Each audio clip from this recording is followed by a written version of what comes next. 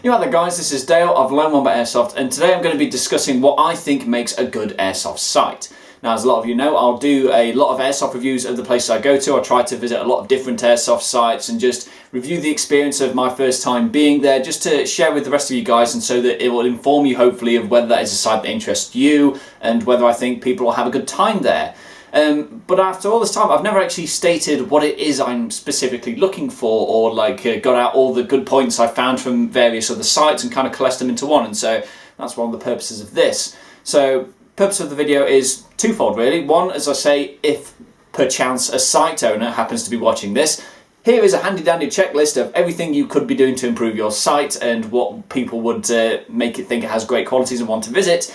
And the other one is a bit more obscure, because I speak to a lot of people at various airsoft sites, and some of them are saying that they're regulars at a particular one or two that I'd never thought was really that good, and they're just saying, yeah, it's amazing. And part of me wonders, is that because you've not visited other places, or do you not know that there's better out there? And so I'm kind of hoping that this video is going to show people as well that, yeah, actually there's a lot of good stuff out there. So maybe your local site isn't necessarily the best one, and you may find something more interesting a bit further afield. So with that in mind, on we go.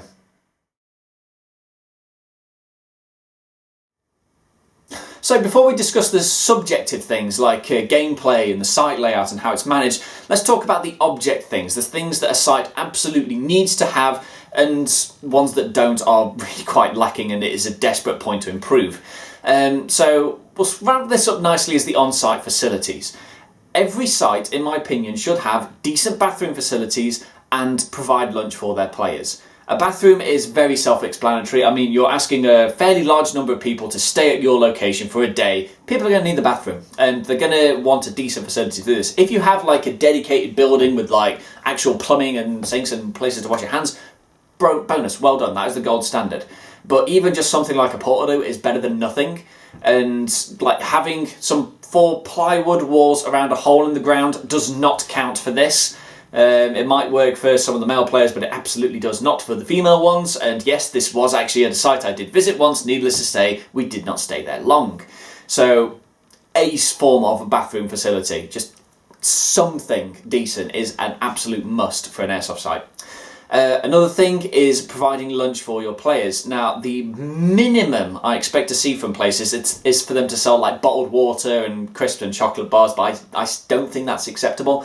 I think every site should provide, even if it's included as part of the walk-on fee, lunch for their players. Like, even if it's just cold sandwiches or something, the site should provide.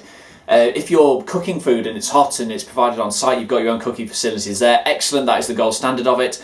But I've seen some places that are actually really decent sites and well supported, but they still send their players off site to go get lunch themselves, and I don't think that's acceptable, because then you're taking them off site. What if there's traffic troubles? What if they break down? No, you as the site should provide this. I don't think there's any excuse for a site to not do this. Like, sure, you may be in like a rundown building that doesn't have power or gas, or maybe you're in an outdoor site miles away from civilization. But there is always a solution for this, like just a camping stove or something is better than nothing. And I've actually seen plenty of sites, often in the outdoor ones, that will actually collectively go to their players and say, here's the local takeout place, here's their menu, let's just order this as a group, and then it'll arrive by lunchtime, sorted. So I don't think there is any excuse for a site to not provide lunch to their players. On the subject of providing to the players, let's talk about shops. You should have an airsoft shop on your site. Like, it's a no-brainer here. You guys have come to play airsoft, they're probably going to run out of ammo. You should be the one to supply that. I mean, you've got a captive audience there who are absolutely going to need the thing you can provide. Why not provide it for them? Like, so even just if your little shop just sells nothing more than BBs, gas, grenades, sorted. That is the minimum. And it's an absolute no-brainer that you should have this, and I think every site should.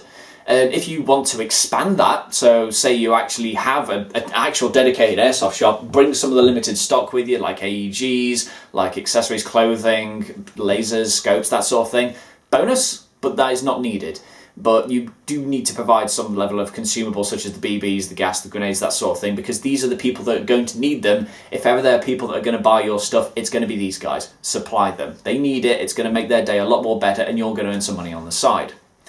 One other form of on-site facility that I think is really, really excellent is battery charging on site.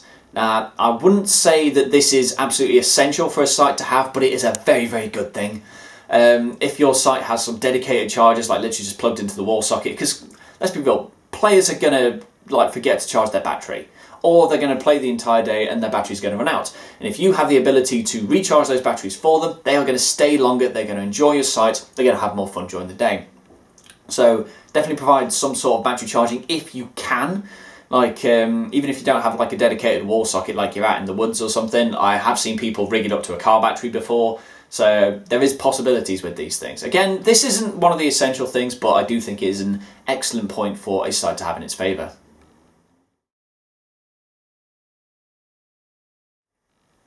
So a decent safe zone is exactly what it sounds like first and foremost. It is a safe area for players to remove their eye protection where they have no worry about being hit by a stray BB.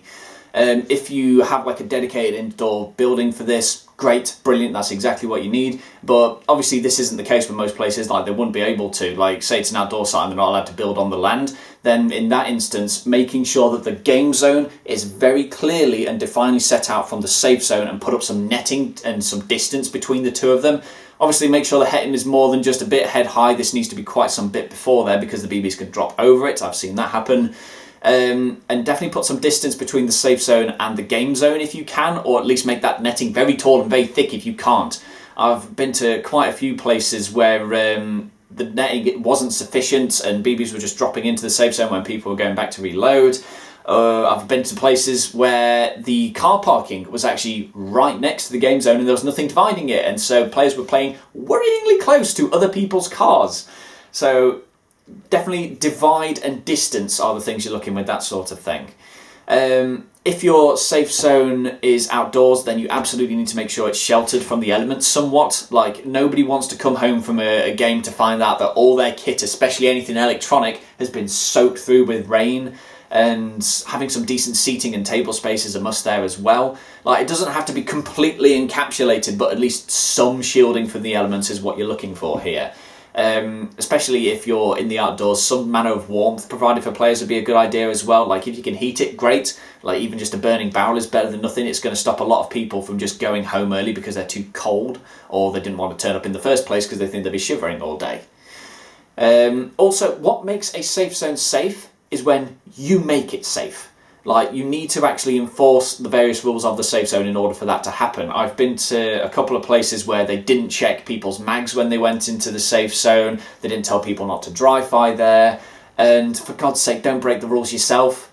There was one place I went to and the site owner himself was in the safe zone, was looking at somebody else's gun, put the mag in and started firing a few rounds out the top of it. That's not the that's not the example you want to be setting for your players. And funny enough, that was the only site I've ever been to where I was hit by a BB in the safe zone, because this was one of the places where they weren't bothering to check if people had emptied their guns on the way into the safe zone. For God's sake, if your safe zone is nothing else, please make it safe.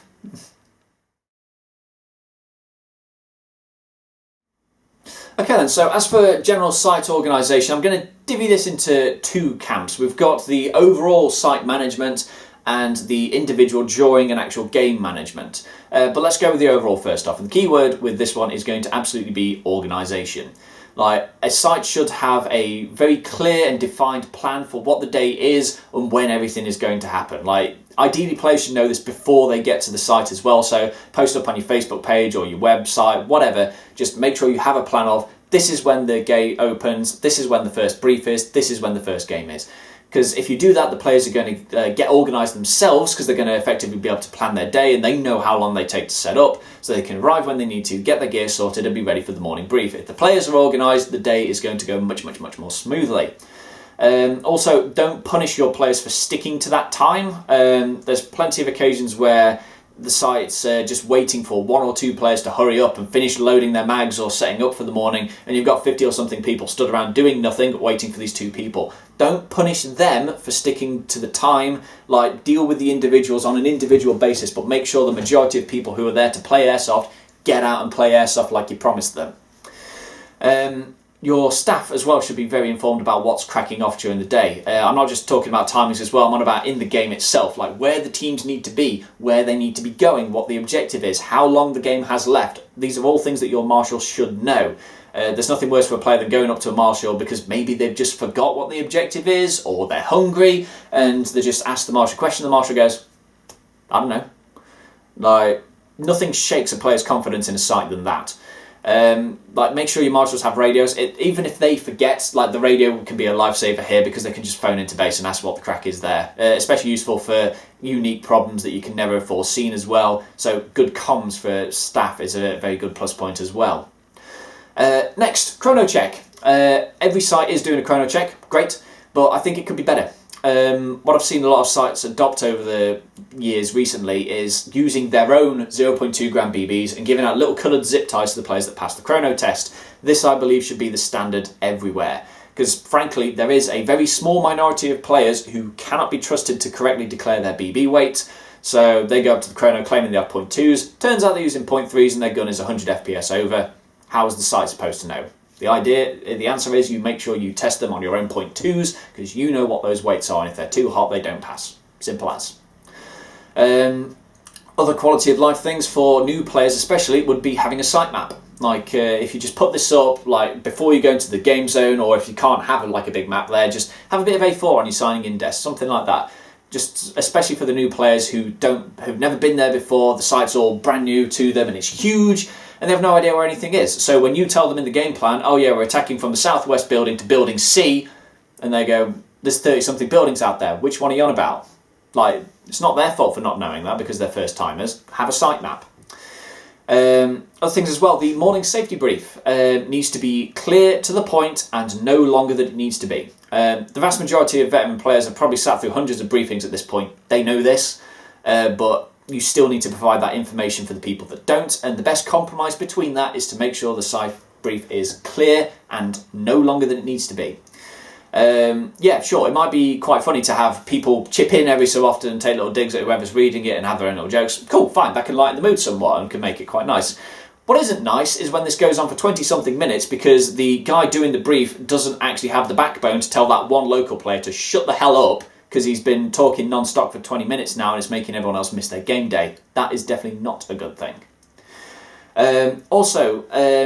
Social issues. Like, I appreciate that a site is the site managers, it's their little train set, they can organise it how they like, but it costs absolutely nothing to just be aware of a couple of things and try and take people's thoughts into consideration. Like, yeah, it's not the worst thing in the world if you're swearing a lot or just making quite crude jokes, but you then can't expect other people to always be okay with that. And just a bit of consideration here, people. It costs nothing whatsoever and it can make people feel a lot more welcome on their day and not excluded. Because if you just carry on with the way you do this, like there's one person that's especially springing to mind with this one. Players that go to big yearly airsoft events will know this. But yeah, if you're making your players feel uncomfortable, they're not going to keep coming back. So it costs you nothing to do this. Like, even if you like hold your own personal views that you don't agree with this, it costs you absolutely zero to just try and be a bit more aware with this sort of thing.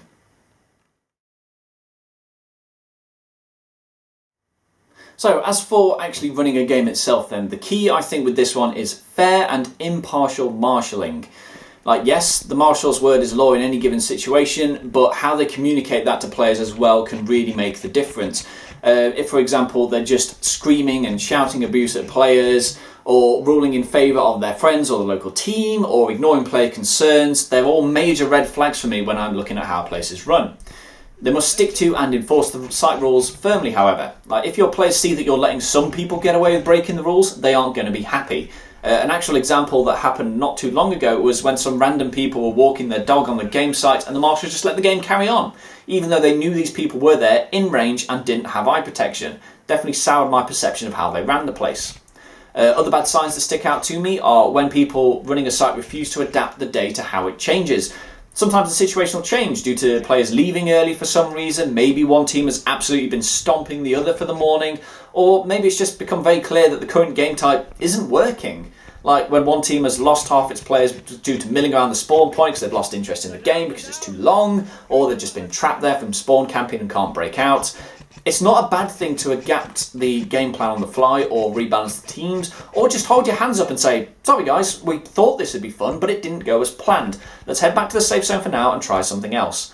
I'd much rather see a site that listens to player feedback and adapts their plan than one that sticks to what they wanted to do for that day with no room for change.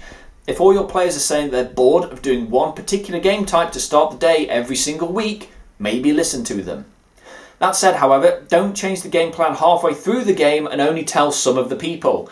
I've had it where during one game the entire system of how a player spawned back into the game changed, and they only bothered to inform one of the teams about this, which caused no end of arguments between the players during the game.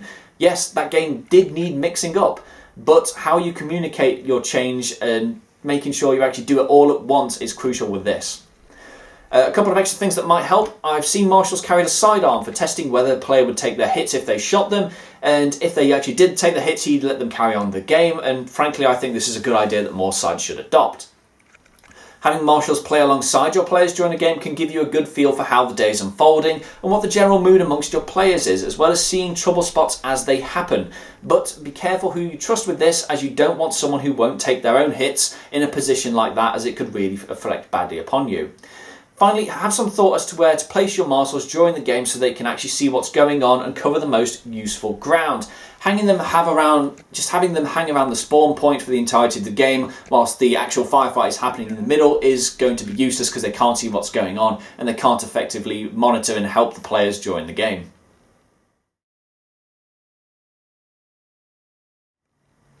So for the site, terrain or layouts. Now this is the most subjective category of this and a little bit unfair in some situations, if I'm honest, because in certain situations there is actually only so much that a site owner can do to change their site.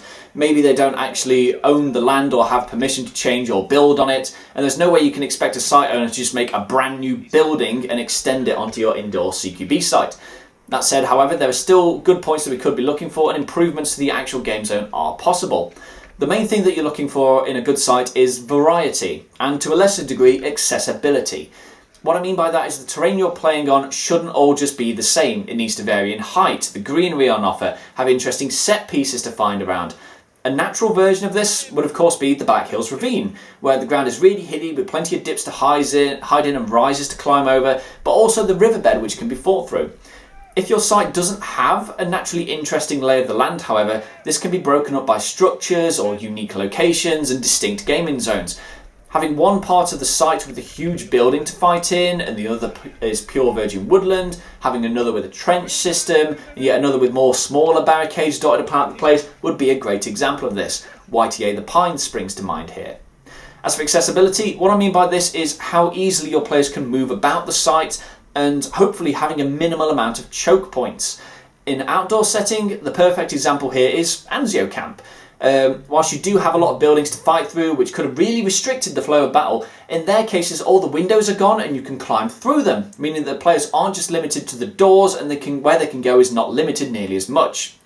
For an indoor or CQB site, however, accessibility is way more important, as any building with a staircase instantly has a fixed choke point.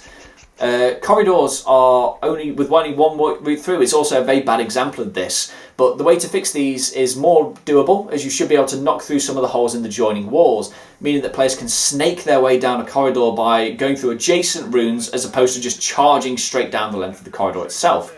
A good example here would be Skirmish the Stan, as although it is an indoor site, it has wide open floor space to fight in and multiple access points to any one location in order to reduce bottlenecks.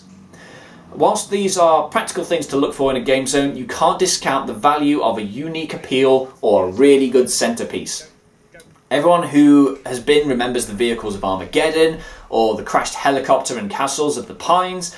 If you don't have a natural feature like Black Hills Ravine has, the ravine, you can make your own with a good centerpiece or gimmick. But what if, like I said at the top of this section, you're limited with what you can do to a site? Well, in that instance, I would recommend lightweight but portable cover. That way you can deploy it before the game day begins and pack it away when it ends. And whenever you do another game day, you can change up the layout of your site in order to make it play differently. Having some barricades that are easy to place down and rearrange would be extremely useful in that situation. Finally, what I really like to see in a site is a willingness to develop it. Sure, you might have a really kick-ass site, but after 3 years of playing here, your regulars are going to know it inside and out and going to start to get bored of it because the game's become predictable. Constantly adding new features to your site or rearranging existing ones is an excellent way to keep your site feeling fresh and making sure that your local player base keeps coming back for more. So I hope you've enjoyed my breakdown of what it is I actually look for in an airsoft site when I go visit them and review them. I don't believe I've found the perfect airsoft site yet. I've seen some great contenders and some really memorable places, and the overwhelming majority of places that I visit have been good. But there is always scope for improvement for any site, regardless of where it is or who runs it. So I hope with this you've actually picked up on a couple of points and can see maybe in ways that your local place could improve, or maybe you've actually been encouraged to go visit some different ones and see what the rest of the airsoft sites in the country has to offer you, because believe me, there is a lot and they are varied. And so until next time then, this has been Dale of Lone Wombat Airsoft.